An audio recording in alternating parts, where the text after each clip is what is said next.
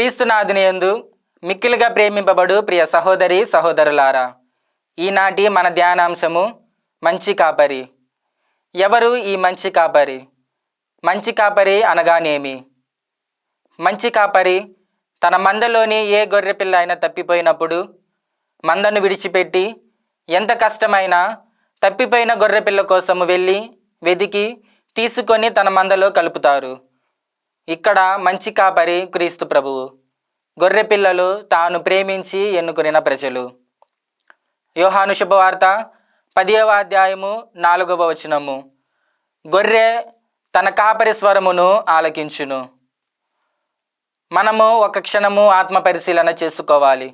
మనము మన కాపరి స్వరమును ఆలకిస్తున్నామా లేదా? కొన్ని రోజుల మునిపే మనము తపస్కాలమును ముగించుకొని ఉన్నాము. ఈ తపస్కాలము మనకు మన హృదయ పరివర్తనమునకు, మన పాపపు జీవితాన్ని విడిచిపెట్టి క్రీస్తు వైపు మరలి ఆయన మార్గంలో నడుచుటకు మనకు ఇచ్చే ఒక గొప్ప అవకాశము. మన విశ్వాస ప్రయాణము కేవలము తపస్కాలంలోనే మాత్రమే కాదు, నిరంతరము కొనసాగాలి. కీర్తనకారుడు 23వ కీర్తనలో ఈ విధంగా చెప్పుచున్నారు: ప్రభువే నా కాపరి, నాకు ఏ కొదవయో లేదు. ఆయన నన్ను పచ్చిక బట్టులలో విశ్రమింపచేశారు. అనగా మన హృదయ భారమును, ఆత్మ అలసటను తీర్చగల ఒక మంచి కాపరి. నా ఆత్మకు సేద తీర్చును.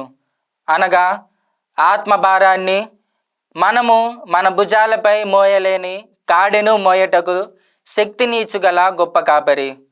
యోహాను శుభవార్త 10వ అధ్యాయము 10వ వచనములో ఈ విధంగా చెప్పుచున్నారు: నేను జీవం ఇచ్చుటకును దానిని సమృద్ధిగా ఇచ్చుటకును వచ్చి ఉన్నాను.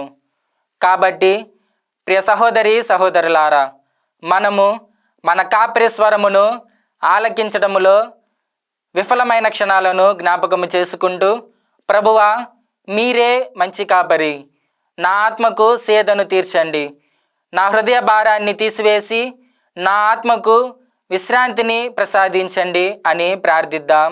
ఆమెన్.